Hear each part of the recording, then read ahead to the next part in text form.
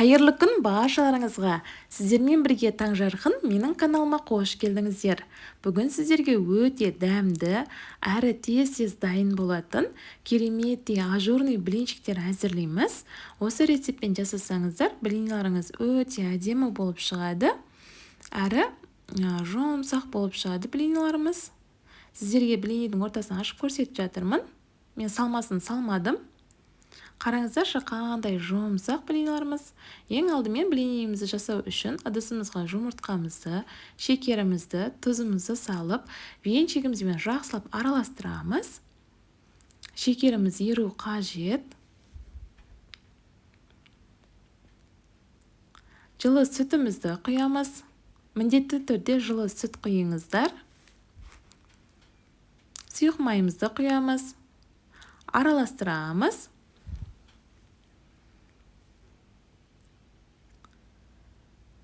Ұнымызды алдын ала електен өткізіп дайындап аламыз.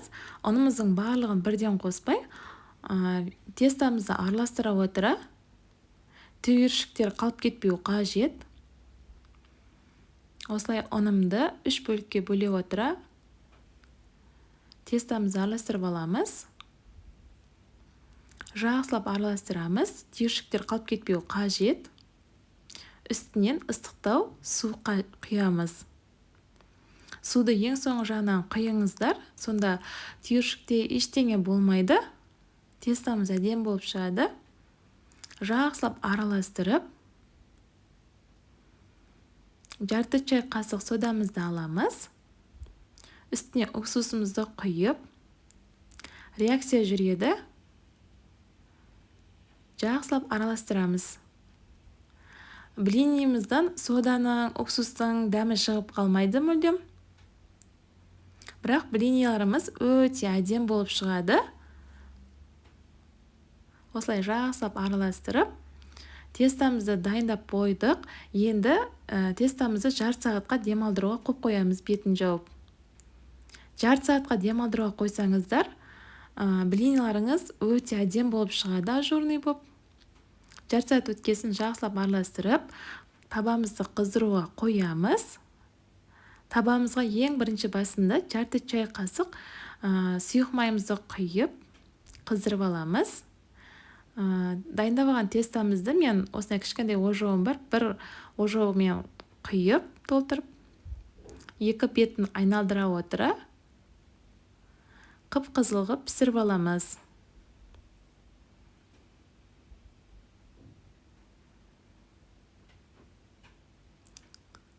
Осылай құйып тестамызды.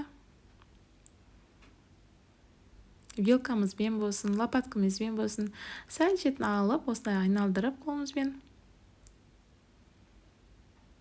3-4 блинидан кейін негізі сәл қыздырыңқырақтап, табаны қыздырып тұрыңыздар.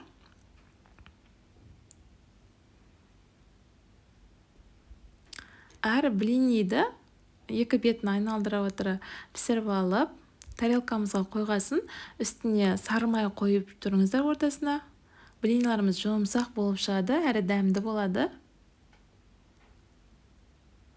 Осылай қып-қызыл әдем болып шықты. Енді үстіне сары майымызды құямыз. Осылай блинларымыздың барлығын пісіріп аламыз тестамызды.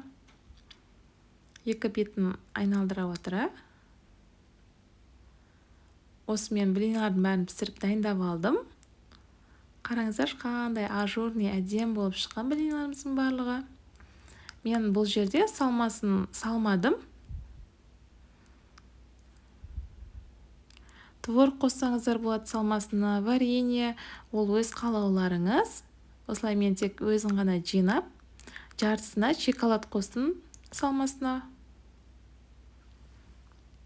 Қараңыздар, қандай әдем болып шыққан.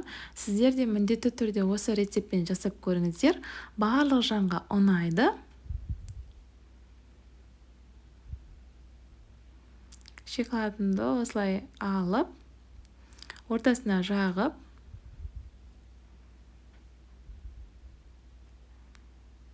осылай ұсынсаңыздар да өте әдем болып шығады.